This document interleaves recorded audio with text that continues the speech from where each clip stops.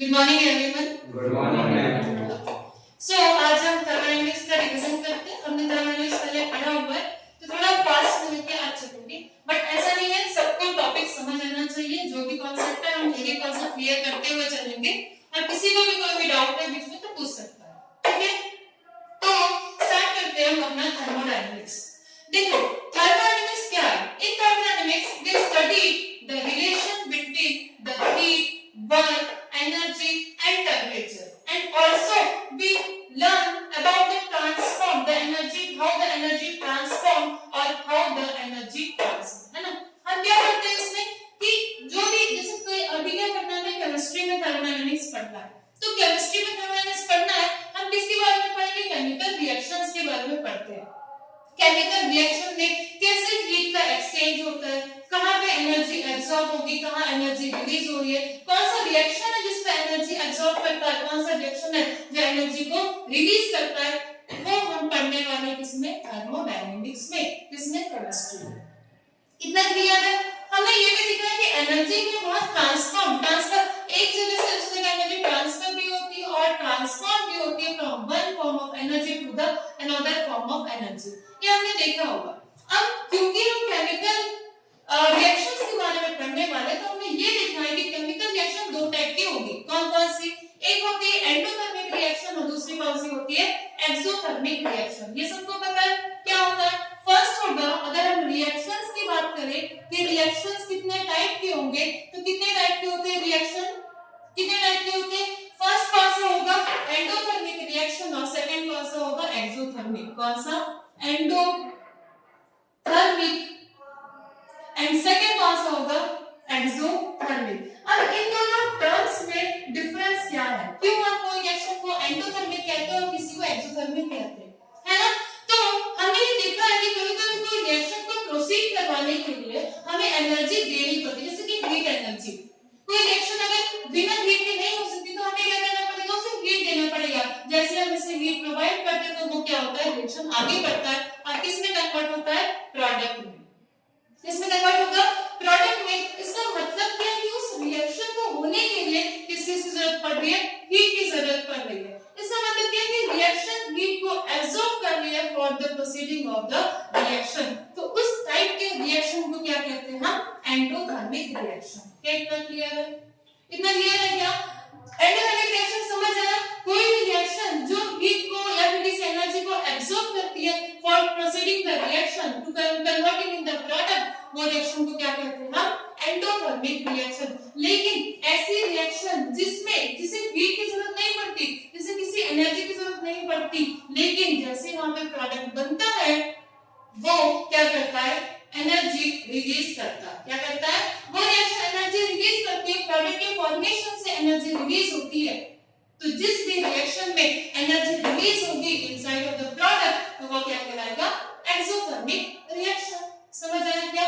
ऐसी रिएक्शन जहां पे एनर्जी जो है, एनर्जी यूजुअली हीट क्या होगी? एब्सॉर्ब होगी, वो क्या कहलाएगा? Endothermic reaction. बट जहां पे एनर्जी जो है वो क्या होगा? रिलीज होगा, वो क्या कहलाएगा? Exothermic reaction. इतना क्लियर है सबको? अब हमने एक ग्राफ देखा था। कौन सा ग्राफ देखा था? इस तरीके का ग्राफ होता है ना? y एक्सिस पे हम लिखते हैं यहाँ पे डेल्टा E, मतलब the change in the energy. Second हम यहाँ पे लिखते हैं x एक्सिस पे रिएक्शन कोऑर्डिनेट मतलब क्या होता है? रिएक्शन कोऑर्डिनेट शो करता है कि रिएक्शन प्रोग्रेस है।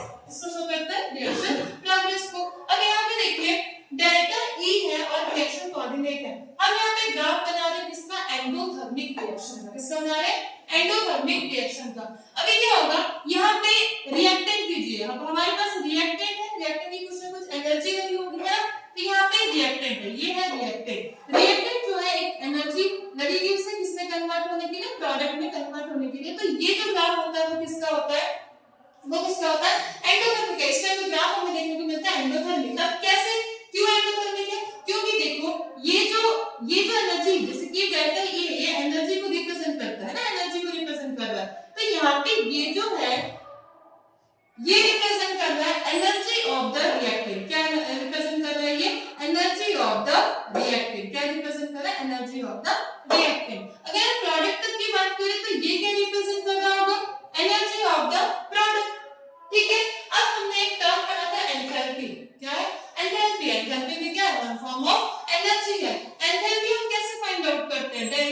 H is equals to energy of the product minus energy of the reactant.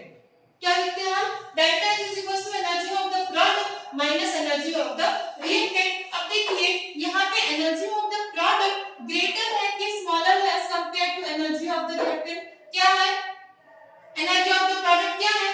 greater है as compared to energy of the reactant. तो ये ऐसा आ जाएगा. तो हमारा जो डेल्टा H की वैल्यू आएगी वो क्या आनी चाहिए? पॉजिटिव कि नेगेटिव? क्या आनी चाहिए? पॉजिटिव आनी चाहिए. क्या समझ आया ये चीज? है ना? तो इसका मतलब क्या है कि एंडोथर्मिक रिएक्शन एनर्जी एब्सॉर्ब हो रही है फॉर प्रोसीडिंग द रिएक्शन और डेल्टा H की वैल्यू प्रूव करती है कि वहां पे पॉजिटिव आ रहा है. समझ आया ये चीज? नेक्स्ट अगर हम बात करते हैं इसकी एक्सोथर्मिक रिएक्शन की, तो हमने क्या कहा? यहाँ पे एनर्जी क्या होगी?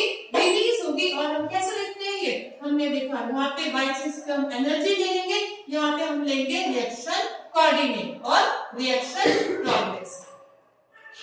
इसके बाद यहाँ पे हमें रिएक्टेंट लेना है. रिएक्टेंट यहाँ पे आएगा, प्रोडक्ट यहाँ पे आएगा. एक एनर्जी के बाद ये प्रोडक्ट में कन्वर्ट होगा. क्लियर है ना? अब ये जो है ये रिप्रेजेंट कर रहा है क्या? Energy of the reactant. और ये क्या रिप्रेजेंट कर रहा है? Energy of the product. तो जब डेल्टा H एंथैल्पी चेंज देखा जाएगा तो यहाँ पे क्या लिखेंगे? Energy of the product minus energy of the reactant. Energy of the product यहाँ पे ग्रेटर है एज कंपेयर टू रिएक्टेंट और स्मॉलर है. यहाँ पे क्या है? एनर्जी ऑफ द रिएक्टेंट जो है वो ग्रेटर है as compare to energy of the product. तो जो डेल्टा H की वैल्यू आएगी वो क्या आएगी? नेगेटिव आएगी. जो ये रिप्रेजेंट कर रहा है कि एनर्जी जो है वो यहाँ पे क्या हो रही है? रिलीज हो रही है. क्या इतना क्लियर है सबको? ओके. तो ये था हमारा कुछ रिएक्शन मतलब थर्मोडायनामिक्स में किस तरीके से हमें आगे बढ़ना है, ये उसका एक इंट्रोडक्शन था. ठीक है. तो इस तरीके से हमें देखना है. अभी तो हमने सिर्फ हीट की बात किया, यहाँ पे हीट की बात किया, एंथैल्पी की बात की. यहाँ पे बहुत सारे डिफरेंट टर्म्स आपको देखने को मिलते हैं जैसा कि हमने पहले देखा है ना. तो अभी एक एक हम सब समझते जाएंगे. बहुत इजी चैप्टर है, बहुत अच्छे से कॉन्सेप्ट समझ आ जाएगा आपको. बस आपको ध्यान से इसे फोकस कर पढ़ना है बस. क्लियर है? अभी देखो थर्मोडायनामिक्स में हम तीन चीजों में पहले क्लासिफिकेशन करेंगे जो हमारे लिए सबसे इंपॉर्टेंट है. अगर हम इसे क्लासिफाई करें तो सबसे पहले सबसे बेसिक पार्ट हमें इसे तीन क्लासिफिकेशन करना है जो कि है सिस्टम, दूसरा है surrounding and third is boundary. किसमें क्लासिफाई करना है? System, surrounding and boundaries. अब देखिए यहाँ पे सिस्टम क्या होता है? What is system?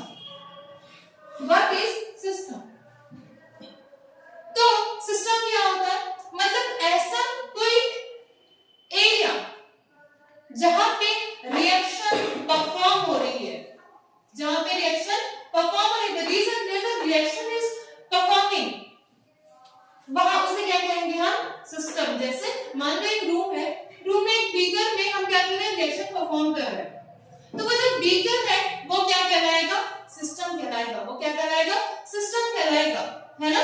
क्यों? क्योंकि उसमें रिएक्शन हो रहा है. वो क्या है? सिस्टम. और तो in which the reaction is occurring, जहां पे रिएक्शन हो रहा है वो क्या कहलाएगा? सिस्टम. और सराउंडिंग क्या होगा? What is surrounding? सराउंडिंग क्या होगा? उस सिस्टम को छोड़कर उस रूम का बाकी जो एरिया है, जो रिमेनिंग पार्ट है, जहां पे सिस्टम मतलब जहां पे सिस्टम है, जो सिस्टम को छोड़कर बाकी जो रिमेनिंग पार्ट बच गया है वो क्या कहलाएगा? सराउंडिंग. वो क्या कहलाएगा? सराउंडिंग. जिस पे अफेक्ट होगा, मतलब उस रिएक्शन का जहां जहां पर अफेक्ट हो रहा है वो सारा रीजन क्या कहलाएगा? सराउंडिंग कहलाएगा. समझ आ रहा है ये चीज? तो सिस्टम को छोड़ के बाकी जो भी रिमेनिंग पार्ट बचता है वो क्या कहलाता है? सराउंडिंग कहलाता है ना? तो द रिमेनिंग पार्ट सराउंडिंग में क्या लिखेंगे? क्या लिखेंगे हम? The remaining part except the surrounding, except the system which is affected, जो क्या हो रहा है अफेक्ट हो रहा है वो क्या होगा सराउंडिंग होगा। अब ये ध्यान दीजिए यहाँ पे कि सिस्टम प्लस सराउंडिंग को क्या कहते हैं, ये हमें याद रखना है यहाँ पे कि सिस्टम प्लस सराउंडिंग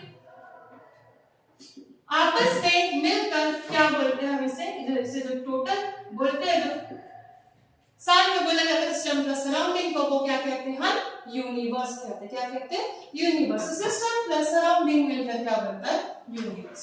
इतना क्लियर है सबको, इतना क्लियर है। तो हमने सिस्टम देखा, हमने सराउंडिंग देखा, अब आते हैं हम बाउंड्री वॉल। तो बाउंड्री क्या होता है, जैसे बाउंड्री को भी अगर हम क्लासिफाई करते हैं तो 4 अलग अलग क्लासिफिकेशन होता है इसका। कितना 4। क्या क्या होगा बाउंड्रीज आपको पता है, जैसे अगर हमने बताया कि मैंने बताया आपको अभी कि हमारे पास बीकर होगा, बीकर में रिएक्शन हो रहा होगा है ना। तो ये बीकर क्या है, ये बीकर क्या था सिस्टम था। इस बीकर को छोड़कर बाकी एरिया क्या है सराउंडिंग है ना। और ये जो है जो इस सिस्टम और सराउंडिंग को, ये जो सराउंडिंग है और ये जो सिस्टम है उसे जो सेपरेट आउट करता है, सिस्टम और सराउंडिंग को सेपरेट जो सेपरेशन करके रखा हुआ है उसे क्या कहते हैं हम बाउंड्री। ये जो बीकर के जो वॉल्स है ये क्या कहलाएंगे उसके बाउंड्री कहलाएंगे। ऐसा एरिया ऐसा कोई पार्ट जो सेपरेट आउट करता हो किसको सिस्टम को और सराउंडिंग को उसे क्या कहते हैं हम बाउंड्री कहते हैं। बाउंड्री का क्लासिफिकेशन करें हम तो वो क्या हो सकता है, एक ऐसा होगा बाउंड्री जो कि होता है रिजिड, दूसरा कैसा हो सकता है फ्लेक्सिबल बाउंड्री, दूसरा कौन सा होगा फ्लेक्सिबल बाउंड्री। थर्ड जो होगा वो क्या होगा डायथर्मिक बाउंड्री। थर्ड क्या है डायथर्मिक बाउंड्री। और फोर्थ क्या होगा एडियाबैटिक। फोर्थ क्या होगा एडियाबैटिक बाउंड्री। एक एक करके हमें समझना है ना। देखिए अगर मान लो यहाँ पे हमने गैसेस रखा होता है, क्या होता रखा है गैसेस रखा हुआ है, यहाँ पे गैसेस फील्ड है, हमने यहाँ पर रखा हुआ है पिस्टन जिसकी वजह से हम प्रेशर कम या ज्यादा कर सकते हैं, वॉल्यूम कम या ज्यादा कर सकते हैं, वो क्या कहलाएगा यहाँ पे पिस्टन मूवेबल।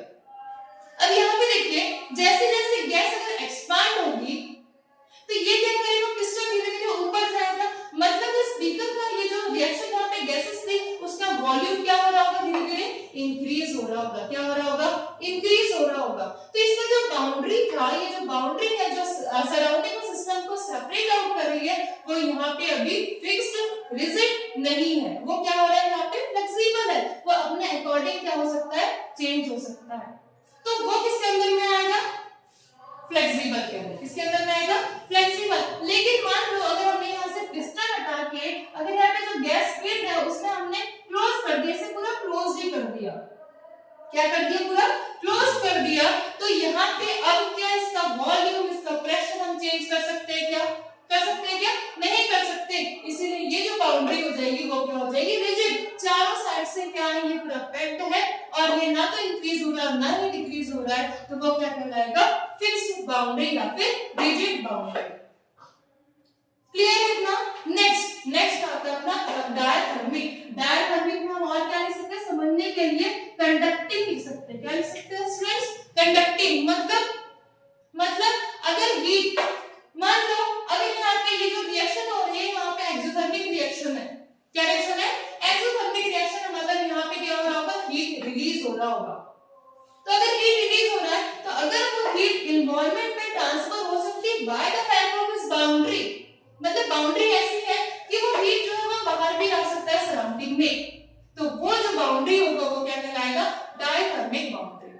या फिर अगर हम यहाँ से हीट प्रोवाइड कर रहे हैं इसे तो ये ऐसी बाउंड्री की हीट को यहाँ पे अंदर ट्रांसफर कर सकती है, तो वो क्या कहलाएगा डायथर्मिक बाउंड्री। नेक्स्ट एडियाबैटिक, मतलब अगर ऐसा बाउंड्री जिसमें से हीट का ट्रांसफर होना क्या है अवॉइड करता है, मतलब ऐसी बाउंड्री जहां पे बाहर की जो हीट होगी बाहर की जो एनर्जी होगी वो अंदर नहीं आ सकती और अंदर की हीट जो है वो बाहर ट्रांसफर नहीं हो सकती, वो बाउंड्री क्या होगा, वो जो बाउंड्री होगी जो ऐसा करती होगी वो क्या होगा एडियाबैटिक बाउंड्री। क्या कर सबको क्लियर है, इतना क्लियर है सबको ओके। तो हमने अभी क्या पढ़ा, हमने सिस्टम पढ़ लिया, हमने सराउंडिंग पढ़ लिया, हमने बाउंड्री। स्टार्टिंग में हमने क्या देखा थर्मोडायनामिक्स क्या होता है, थर्मोडायनामिक्स में हम क्या पढ़ते हैं हम केमिकल रिएक्शंस के बारे में पढ़ते हैं जिसमें transfer of heat, work, energy, temperature change के बारे में हम पढ़ते हैं और ये भी पढ़ते हैं कि कैसे एनर्जी, वर्क, हीट, टेम्परेचर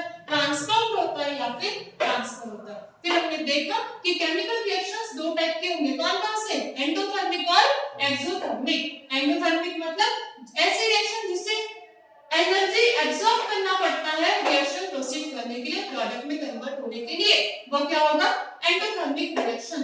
लेकिन ऐसे रिएक्शन जिससे किसी एनर्जी की जरूरत नहीं पड़ती लेकिन वो अगर प्रोडक्ट में कन्वर्ट हो रहा है तो वो क्या रिलीज करता है, एनर्जी रिलीज करता है in the form of heat, तो वो क्या कहलाएगा, एक्सोथर्मिक रिएक्शन। हमने एक ग्राफ के बेसिस पे देख लिया, एंडोथर्मिक में जो डेल्टा H है एंथैल्पी चेंज की वैल्यू है पॉजिटिव आती है, एक्सोथर्मिक में जो डेल्टा H की वैल्यू है वो नेगेटिव आती है। नेक्स्ट हमने देखा सिस्टम, सराउंडिंग और बाउंड्री।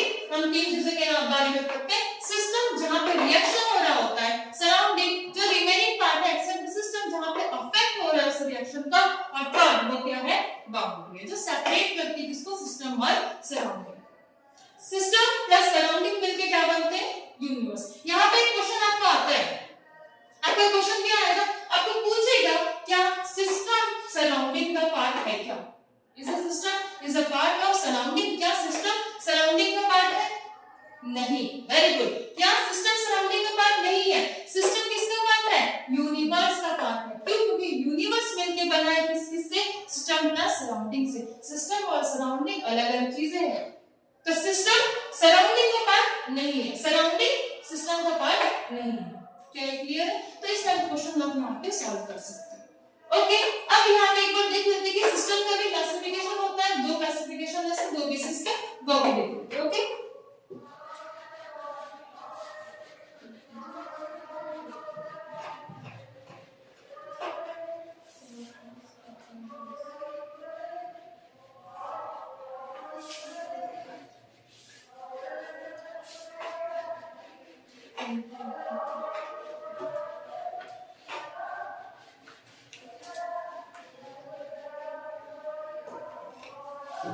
ओके, अगर हम सिस्टम का क्लासिफिकेशन करें, ये इंपॉर्टेंट है, ध्यान से सुनना है। अगर हम सिस्टम का क्लासिफिकेशन करें तो क्लासिफिकेशन में क्या क्या आएगा, एक ऐसा सिस्टम जिसको हम कहते हैं ओपन सिस्टम, क्या कहते हैं, ओपन सिस्टम। सेकंड कौन सा होगा, क्लोज सिस्टम, सेकंड कौन सा होता है, क्लोज सिस्टम, और थर्ड कौन सा होता है, एडियाबैटिक सिस्टम। क्या कहते हैं हम, एडियाबैटिक सिस्टम। अभी हमने एडियाबैटिक के बारे में समझा है क्या होता है, ठीक है। तो फर्स्ट सिस्टम क्या है, ओपन सिस्टम, सेकंड क्या है, क्लोज सिस्टम, और थर्ड क्या है, एडियाबैटिक सिस्टम। अब अगर हम यहाँ से इस डायग्राम समझे तो ओपन सिस्टम क्या होगा, इस तरीके से अगर कोई रिएक्शन चल रही है बीकर में जो कि ओपन है वन साइड से, वो क्या कहलाएगा, ओपन सिस्टम। सेकंड, अगर हमारे पास कोई बीकर है जिसमें रिएक्शन चल रही, हमने क्या कर दिया, उसे क्लोज कर दिया, तो ये क्या कहलाएगा, क्लोज सिस्टम। और एडियाबैटिक सिस्टम में मतलब हमने एक रिएक्शन रखा हुआ है, रिएक्शन चल रहा है और वो किसमें चल रहा है, एडियाबैटिक, एक आइसोलेटेड सिस्टम में,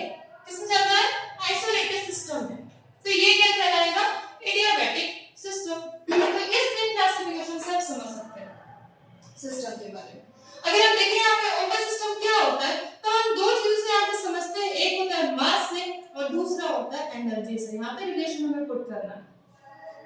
ओके, तो क्या ओपन सिस्टम में मास का ट्रांसफर पॉसिबल है क्या, अगर बीकर में रिएक्शन चल रही है वो ओपन है, तो क्या वो रिएक्शन, वो जो रिएक्टेंट का या फिर प्रोडक्ट बनेगा वो क्या उस बीकर से इन्वॉल्वमेंट में आ सकते हैं, सराउंडिंग में आ सकते हैं क्या, आ सकते हैं ना, क्योंकि वो ओपन है। मान लो लिक्विड कन्वर्ट हो गया किसमें, वेपर में, इसका मतलब तो यही हुआ कि सिस्टम से बाहर आ गया क्या, वेपर। इसका मतलब ये है कि यहाँ पे इस बीकर से मास, इसका जो मास है उसका एक्सचेंज पॉसिबल है, वो बाहर जा सकता है या फिर हम कुछ यहाँ पे प्रोवाइड कर सकते हैं। तो मास का एक्सचेंज पॉसिबल होता है किसमें, ओपन सिस्टम में। सेकंड, क्लोज सिस्टम में क्या मास का एक्सचेंज पॉसिबल है क्या, पॉसिबल है क्या, यहाँ पे अगर कोई वेपर में कन्वर्ट भी हो रहा होगा तो क्या ये इन्वॉल्वमेंट में जा सकता है क्या, नहीं, बिकॉज़ इट इज क्लोज, तो यहाँ पे मास का एक्सचेंज पॉसिबल नहीं है। एडियाबैटिक सिस्टम में देखिए, क्या एडियाबैटिक सिस्टम में पॉसिबल है क्या, नहीं है, तो ऑलरेडी पूरा क्लोज्ड है। सेकंड अगर एनर्जी की बात करें, क्या यहाँ पे एनर्जी का एक्सचेंज हो सकता है? ऑफ कोर्स हो सकता है। क्यों? क्योंकि मास का जब एक्सचेंज हो सकता है तो एनर्जी का भी एक्सचेंज हो सकता है। जो हीट यहाँ से रिलीज होगी वो एनवायरनमेंट में जाएगी, है ना? तो यहाँ पे रिलीज हो एक्सचेंज हो सकता है, ट्रांसफर हो सकता है, पॉसिबल है। सेकंड अगर क्लोज सिस्टम की बात करें तो क्या क्लोज सिस्टम में एनर्जी का ट्रांसफर हो सकता है क्या? क्या पॉसिबल है? हाँ। क्यों?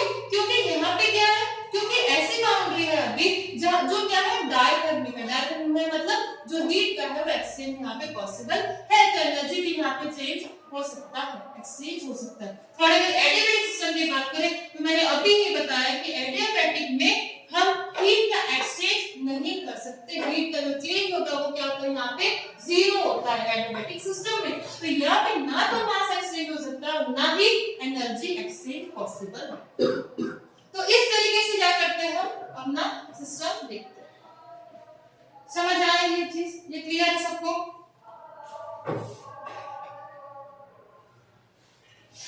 ओके, तो ये था अपना सिस्टम और सराउंडिंग के बारे में। इतना सबको क्लियर है? ओके, अब हम चलते हैं वर्क पे। एक मिनट, वर्क पे जाने से पहले कुछ इंपॉर्टेंट टर्म्स है वो हम देख लेते हैं। जैसे पहले एक मैक्सवेल स्क्वायर देखिए आप, मैक्सवेल स्क्वायर क्या लिखना है? Maxwell square. अब क्या मैक्सवेल स्क्वायर आपको याद है हमने कैसे बनाया था? याद है क्या? हम इसमें डिफरेंट टर्म्स, डिफरेंट प्रॉपर्टीज के बारे में पढ़ते हैं। जैसे कि हमें क्या करना है, इस तरीके से एक स्क्वायर बना लेना है। यहाँ पे एक एरो इस साइड और एक एरो इस साइड, ठीक है? यहाँ पे लिखना है इस तरीके से,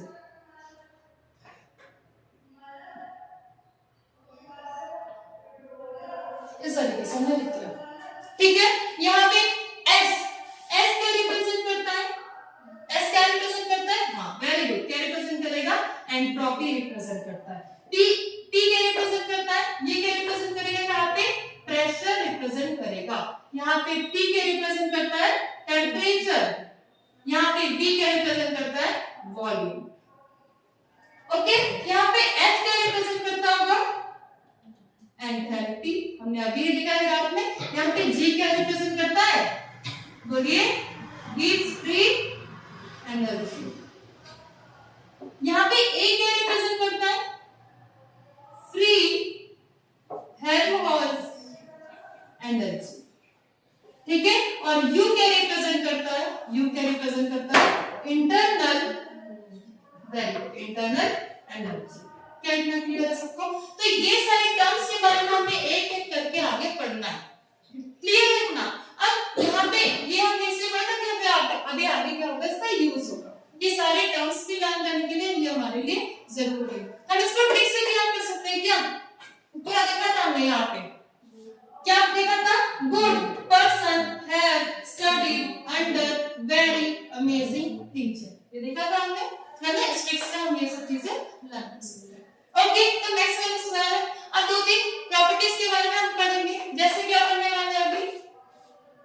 क्या पढ़ने वाले हैं हम अभी? फंक्शंस के बारे में। क्या पढ़ने वाले?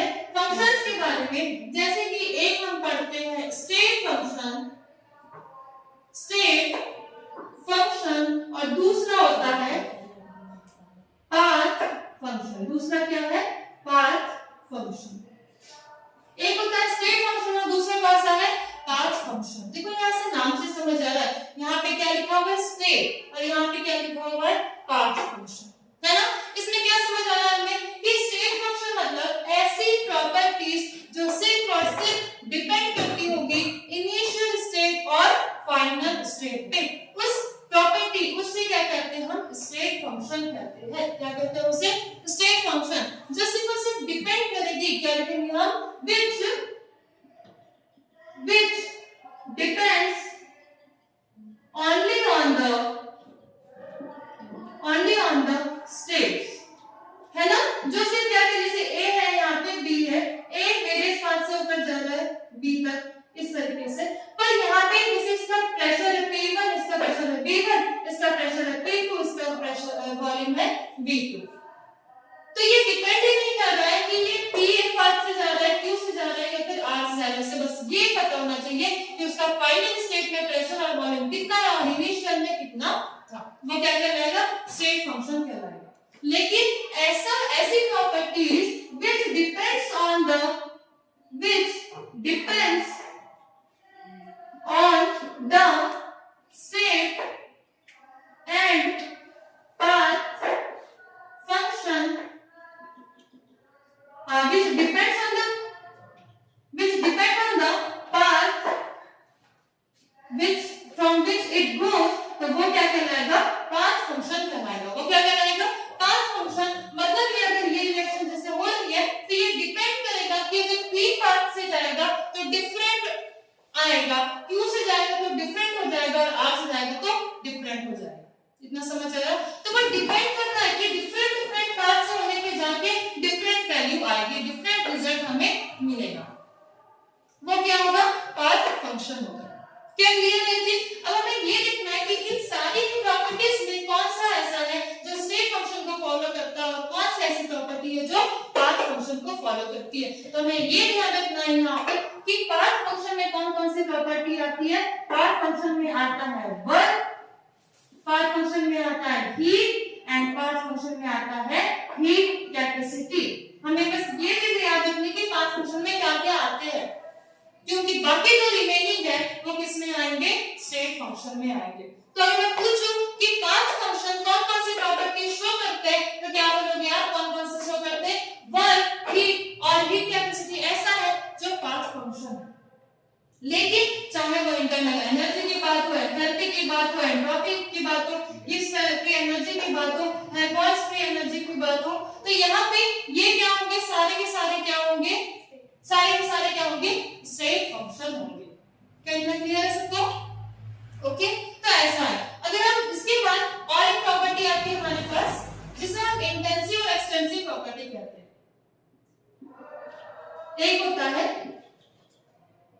एक है इंटेंसिव और दूसरा होता है एक्सटेंसिव प्रॉपर्टी। फर्स्ट क्या? इंटेंसिव प्रॉपर्टी और सेकंड क्या है? Extensive property. अब इंटेंसिव प्रॉपर्टी और एक्सटेंसिव प्रॉपर्टी क्या होता है? ठीक है, यहाँ पे ध्यान दीजिए, वर्ड में समझ आएगा आपको। ठीक है, इसमें कोई टेंशन लेने की बात नहीं कि हम भूल जाएंगे कि कौन सी क्या है। हम वर्ड से ही समझ सकते हैं। जो हमारा टॉपिक है उसको ग्रैब करो, उसे समझो कि वहां पे वो बोलना क्या चाह रहा है। आपको नाम देख के, आपको वर्ड लेटर देख के याद आ जाएगा कि वहां पे क्या पढ़ा था हमने और क्या बोलना चाह रहा था। क्या क्लियर है? देखो, अगर इंटेंसिव प्रॉपर्टी की बात करें, यहाँ पे नाम हम अगर फिक्स बनाए तो यहाँ पे आता है इन, और इन मतलब होता है इंडिपेंडेंट। क्या होता है? इंडिपेंडेंट। इंडिपेंडेंट मतलब ऐसा जो किसी के ऊपर भी डिपेंड नहीं करता। इंडिपेंडेंट मतलब यही होता है ना कि जो किसी के ऊपर भी डिपेंड नहीं करेगा। मतलब ऐसी प्रॉपर्टी, इन सारी प्रॉपर्टीज में से ऐसी प्रॉपर्टी जो अमाउंट या फिर क्वांटिटी ऑफ द सब्सटेंस के ऊपर डिपेंड नहीं करती है, वो क्या कहलाएगा? Intensive property. वो क्या कहलाएगा? Intensive property. मतलब ऐसी प्रॉपर्टी जो क्वांटिटी चेंज होने से या अमाउंट चेंज होने से चेंज नहीं होती। जैसे कि अगर हम डेंसिटी की बात करें, इसकी बात करें हम डेंसिटी की, तो क्या डेंसिटी चेंज होती है कि अगर हम लार्ज वॉल्यूम से अगर हम क्या करेंगे? कोई भी लार्ज ब्लॉक है, कोई भी लार्ज ऐसा है जिसमें बहुत सारे पार्टिकल्स है, ब्लॉक है मान लो, उसमें से हमने थोड़ा पार्ट कट करके रख दिया, तो क्या उसकी जो प्रॉपर्टी उस लार्जर बॉक्स में थी वो क्या स्मॉलर बॉक्स में नहीं होगी? क्या सेम होगी, है ना? क्यों? क्योंकि उसमें भी उसकी डेंसिटी क्या बताता है? Mass upon volume. एक स्पेसिफिक वॉल्यूम में कितने पार्टिकल्स थे, कितने मास थे, वो बताता है डेंसिटी। तो बड़े ब्लॉक में भी उतना वॉल्यूम हम देंगे तो सेम मास रहेगा, और छोटे बॉक्स में भी अगर हम उतना ही वॉल्यूम लेंगे तो उतना ही वहां पे भी मास रहेगा। मतलब डेंसिटी क्या है? उस साइज पे, अमाउंट पे, क्वांटिटी पे डिपेंड नहीं करती है। तो हम लिख सकते हैं यहाँ पे independent of quantity and amount और अमाउंट। ठीक है, क्या होगा? विच इंडिपेंडेंट मतलब वो डिपेंड नहीं करती है मास और डिपेंड नहीं करती किस पे? क्वांटिटी और अमाउंट। जैसे कि और क्या ले सकते हैं, टेम्परेचर देख सकते हैं, टेम्परेचर देख सकते हैं क्या, मान लो हमने क्या किया कि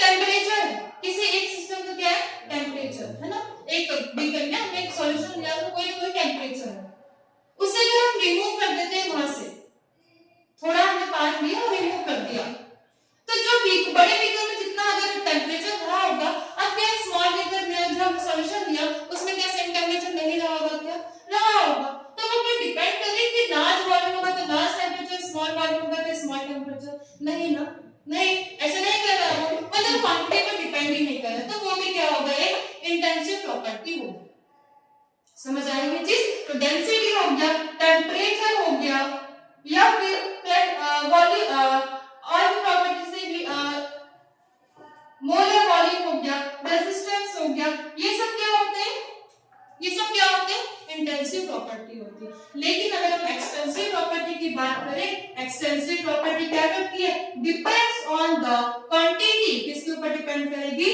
quantity and amount of the substance, किसके ऊपर डिपेंड करती है, डिपेंड करता है क्वांटिटी और अमाउंट पे, जैसे कि एग्जांपल क्या है हमारा, मास हो गया, मास डिपेंड करता है, वॉल्यूम हो गया, वॉल्यूम डिपेंड करेगा, ठीक है, ऐसे बहुत सारी प्रॉपर्टी हो गई, इंटरनल एनर्जी हो गया, किस में एनर्जी हो गया, एंट्रोपी हो गया, वो सब डिपेंड करेगी किस पे, एक्सटेंसिव प्रॉपर्टी होगी, वो सब डिपेंड करेगी किस पे, क्वांटिटी और अमाउंट ऑफ द सब्सटेंस। इतना क्लियर है सबको?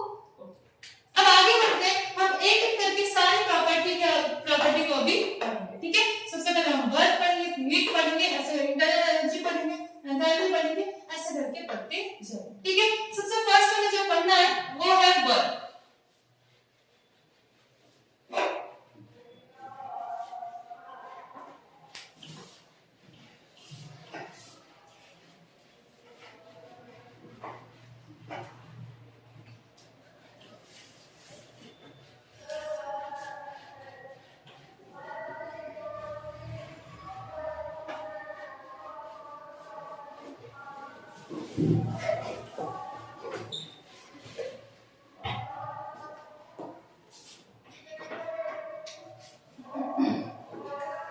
ओके, तो स्टार्ट करते हैं वर्क, ठीक है।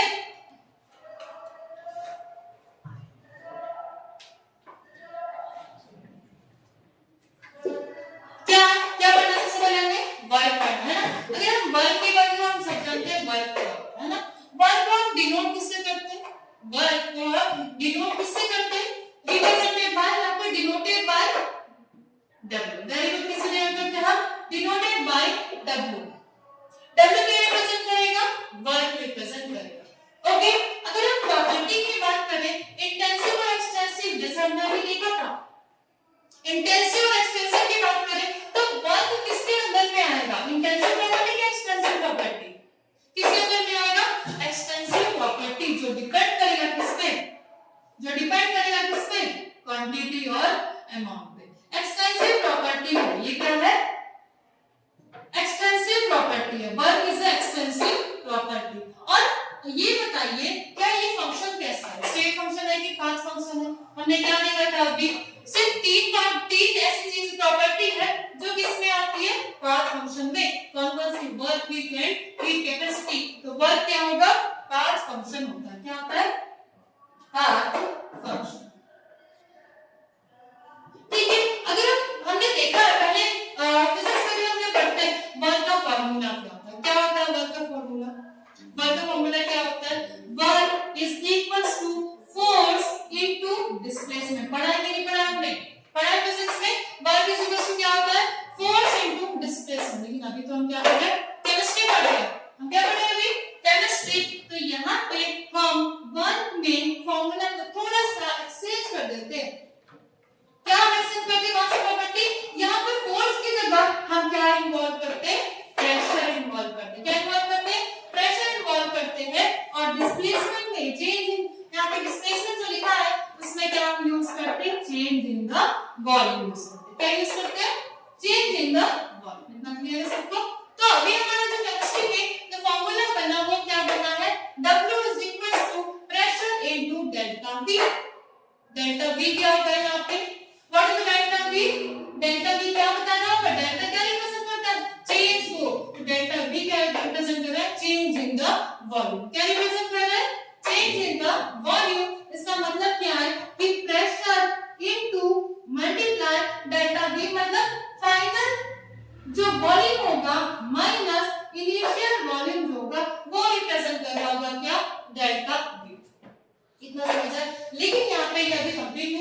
फॉर्मूला।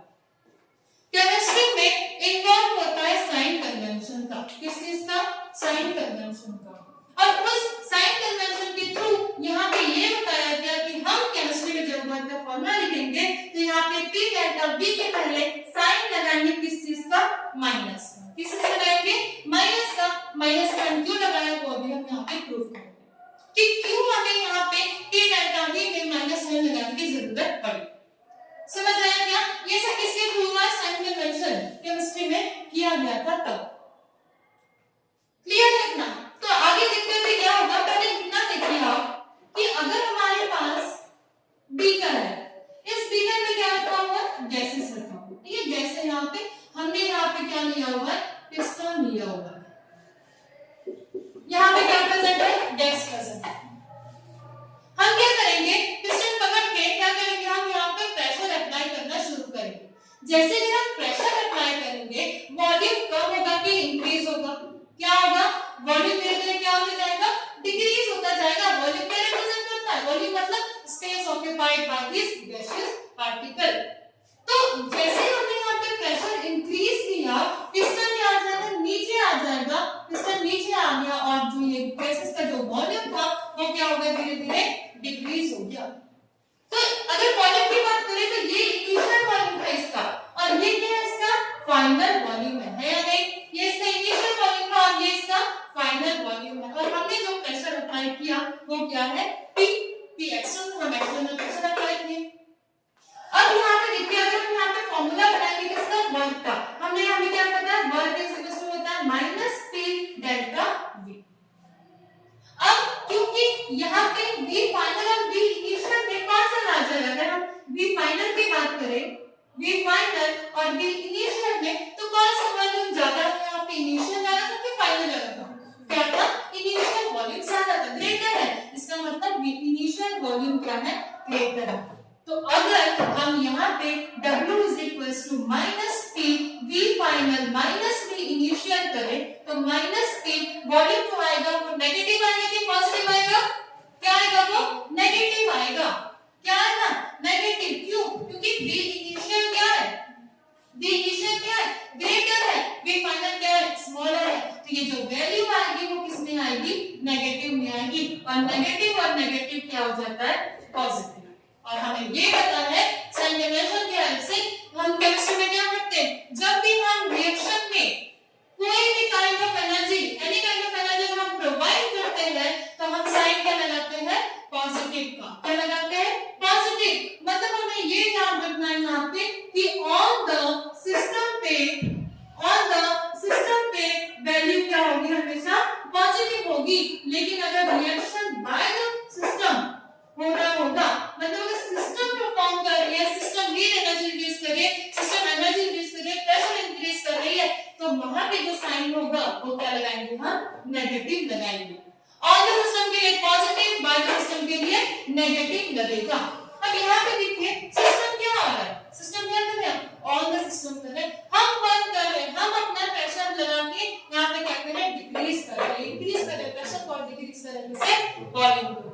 तो हम अप्लाई कर रहे हैं, यहाँ पे सिस्टम को उससे वर्क नहीं करना। मतलब कौन सा वाला केस है यहाँ पे? ऑन द सिस्टम का। कैसा वाला केस है यहाँ पे? ऑन द सिस्टम का। और ऑन द सिस्टम का केस है, इसीलिए यहाँ पे क्या आना चाहिए? पॉजिटिव आना चाहिए। क्या आना चाहिए? यहाँ पे पॉजिटिव आना चाहिए, है ना? देखो ऑन द सिस्टम के लिए पॉजिटिव है और ऑन द सिस्टम के लिए पॉजिटिव है। और ये पॉजिटिव कब आया? जब यहाँ पे क्या था? नेगेटिव साइन लगा था। इसलिए हमने यहाँ पे क्या लगाया गया? साइन कन्वेंशन की हेल्प से नेगेटिव साइन लगाया है। तो इतना क्लियर है सबको? सेम प्रोसेस अगर हम उसके लिए देखें फॉर द एक्सपेंशन केस के लिए, जहाँ पे प्रेशर को हम कम करके वॉल्यूम को इंक्रीज करते हैं, तो फिर वहां पे ये केस हमें देखने को मिलेगा। क्लियर है क्या सबको? ओके। अब अगर हमारे पास ऐसा कोई क्वेश्चन है जिसमें आपको बोल रहा होगा कि pressure applied on the system is 5 atm and the volume changes from 3 liter to 2 liter, कितना लीटर। ठीक है, तो हम कैलकुलेट द वर्क, आपको क्या पूछना है यहाँ पे कि कितना वर्क डन हुआ है, आपको यहाँ पे बताना है। तो आपके पास सिंपल एक फॉर्मूला है, क्या फॉर्मूला है, वर्क इज इक्वल टू क्या होता है, P minus P delta V, है ना। तो माइनस P मतलब प्रेशर कितना गिवन है आपको 5 atm, तो यहाँ पे क्या आ गया 5 atm इनटू डेल्टा V मतलब वॉल्यूम में चेंज।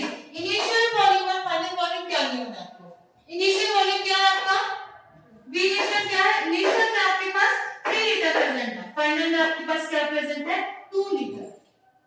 तो इनिशियल 3 लीटर, फाइनल 2 लीटर, अब क्या करना है V final minus V initial, तो क्या हो जाएगा -5, वॉल्यूम फाइनल कितना है 2 लीटर, माइनस क्या है यहाँ पे 3 लीटर।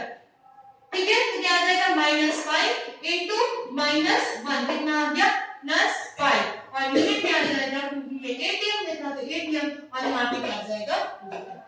तो इस तरीके से हम गबन का क्वेश्चन सॉल्व कर सकते हैं। ठीक है, ये एक टाइप का क्वेश्चन है, और भी बहुत सारे टाइप के क्वेश्चन आते हैं। अगर ग्राफिकल आंसर को आप क्या करेंगे, ग्राफिकल क्वेश्चन में ये भी देख लीजिए, जैसे अगर आपके पास ग्राफिकल क्वेश्चन आता है तो आपको क्या करना होगा वहां पे, अगर आपके पास ग्राफिकल क्वेश्चन आ गया, मान लीजिए यहाँ पे इस तरीके का ग्राफ बना हुआ, ये जो आपको रिप्रेजेंट करेगा वॉल्यूम को, ये रिप्रेजेंट करेगा प्रेशर। ठीक है, यहाँ पे आपने इस तरीके का एक एरिया बना, ठीक है, यहाँ पे ये तो 0 है, यहाँ पे आएगा मान लीजिए यहाँ पे आ गया 2, यहाँ पे आ गया, यहाँ पे जो वॉल्यूम है वो कितना है 8, ये 2 लीटर, ये 8 लीटर, वॉल्यूम हम लीटर में। प्रेशर की बात करें, यहाँ पे जो प्रेशर होगा मतलब यहाँ पे जो प्रेशर आएगा,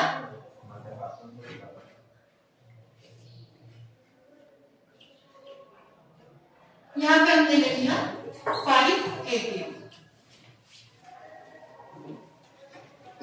ठीक है, यहाँ पे क्या लिखा 5 atm, है ना। प्रेशर अप्लाइड जो होगा वो क्या है हमारा 5 atm। अब यहाँ पे ध्यान दीजिए, आपको क्या करना है, वर्क डन कैलकुलेट करना है। क्या कैलकुलेट करना है, वर्क डन। तो हमें पता है work done is equal to होता है माइनस P डेल्टा V।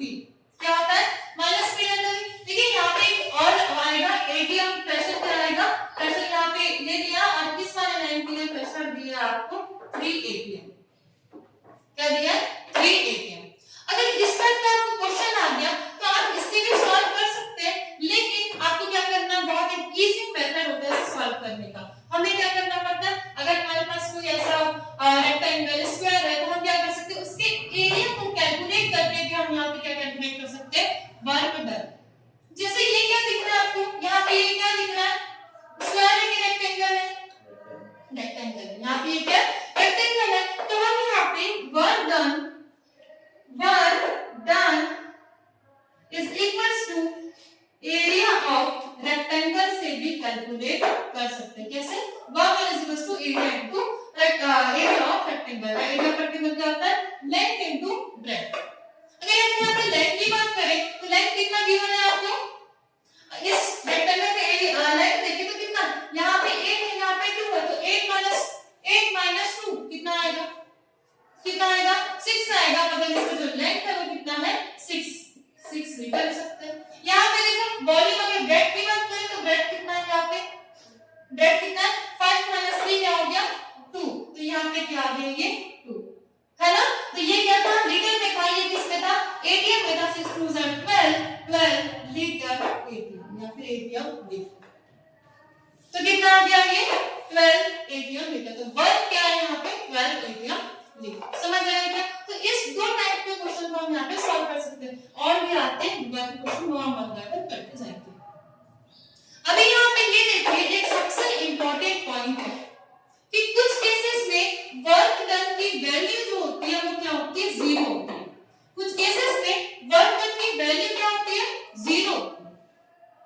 ऐसे कुछ केसेस होते हैं जिसमें work done is equal to क्या आ जाएगा 0 आ जाएगा। अब ऐसे कौन से केसेस होंगे जिसमें वर्क डन की वैल्यू 0 आएगी, मतलब 0। तो इसमें 2-3 केसेस होंगे, जैसे कि यहाँ पे फर्स्ट केस जो है वो है आइसोकोरिक प्रोसेस। कौन सा प्रोसेस है, आइसोकोरिक प्रोसेस। आइसोकोरिक प्रोसेस मतलब आइसोकोरिक प्रोसेस क्या होता है? ऐसा प्रोसेस जिसमें वॉल्यूम जो होता है वो क्या रहता है? कांस्टेंट रहता है। वॉल्यूम क्या रहता है? कांस्टेंट रहता है। उस प्रोसेस को क्या कहते हैं? हम आइसोकोरिक प्रोसेस कहते हैं। अब बताइए, क्योंकि यहाँ पे हमारे पास फॉर्मूला क्या है? W - P delta V।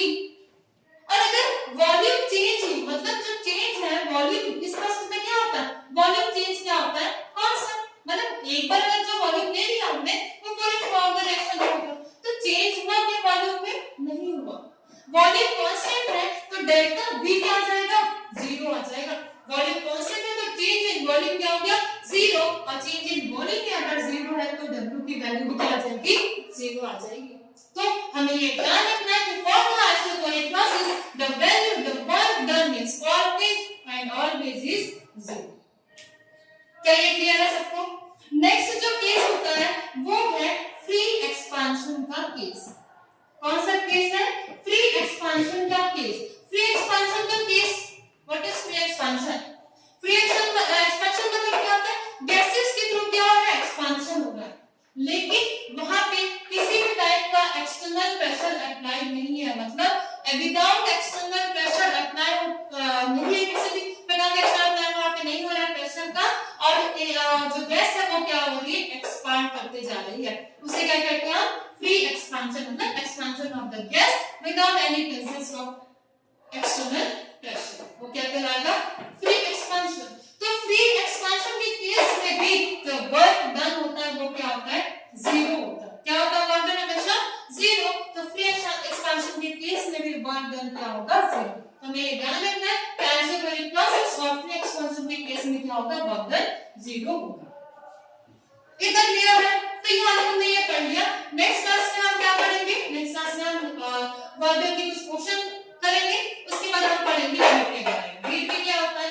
Heat को हम किससे डिनोट करते हैं? Q से डिनोट करते हैं। वहां पर भी सेम अप्लाई होगा कि अगर उस रिएक्शन सिस्टम के ऊपर हीट अगर प्रोवाइड करेंगे तो क्या आएगी? वैल्यू पॉजिटिव आएगी, और अगर रिएक्शन के थ्रू अगर हीट रिलीज हो रही है तो क्या आएगा? वैल्यू नेगेटिव आएगा। उसमें दो टाइप की हीट के बारे में पढ़ते हैं, सेंसिबल हीट के बारे में पढ़ेंगे और लेटेंट हीट के बारे में पढ़ेंगे।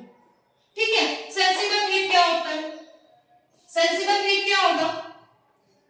Change in temperature without change in the phase, without change in the state. अगर कोई आइस क्यूब है अगर -12 डिग्री सेल्सियस पे रखा हुआ है और उसको हमने कन्वर्ट कर दिया किसमें? -10 डिग्री सेल्सियस में, क्या इसमें कोई फेज में चेंज आएगा? क्या नहीं आएगा। वो अभी भी क्या रहेगा? आइस ही रहेगा, क्योंकि हमने टेम्परेचर में क्या कर दिया? चेंज। वो क्या कहलाएगा? Sensible heat. मतलब वो हीट जो वहां प्रोवाइड, जो ऐसी हीट जो प्रोवाइड कर देगा जिसमें सिर्फ और सिर्फ टेम्परेचर चेंज हो रहा है विदाउट चेंज ऑफ फेज, वो क्या कहलाएगा? Sensible heat. लेकिन लेटेंट हीट क्या होता है? ऐसा जिसमें टेम्परेचर जो रहेगा वो सेम रहेगा, कांस्टेंट रहेगा, लेकिन जो फेज है वो क्या हो गया? चेंज। जैसे 0 डिग्री सेल्सियस पे आइस किसमें कन्वर्ट होता है? लिक्विड में।